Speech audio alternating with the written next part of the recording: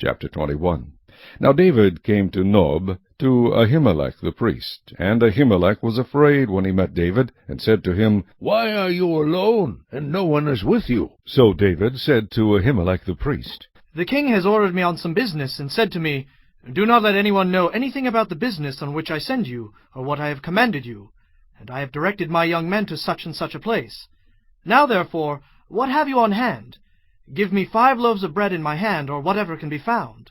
And the priest answered David, and said, There is no common bread on hand, but there is holy bread, if the young men have at least kept themselves from women. Then David answered the priest, and said to him, Truly women have been kept from us about 3 days since I came out, and the vessels of the young men are holy, and the bread is in effect common, even though it was consecrated in the vessel this day. So the priest gave him holy bread, for there was no bread there but the showbread which had been taken from before the Lord, in order to put hot bread in its place on the day when it was taken away. Now a certain man of the servants of Saul was there that day, detained before the Lord, and his name was Doeg, an Edomite, the chief of the herdsmen who belonged to Saul.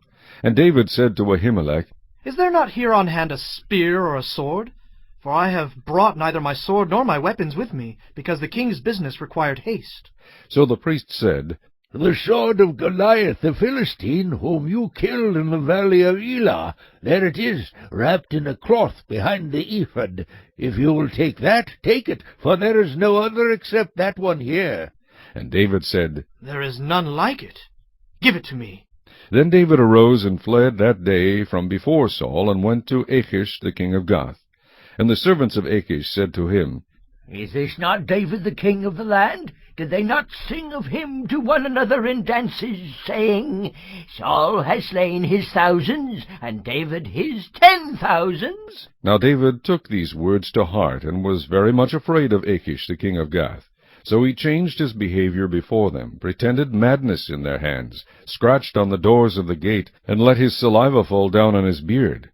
Then Achish said to his servants, Look, you see the man is insane. Why have you brought him to me? Have I need of madmen, that you have brought this fellow to play the madman in my presence? Shall this fellow come into my house?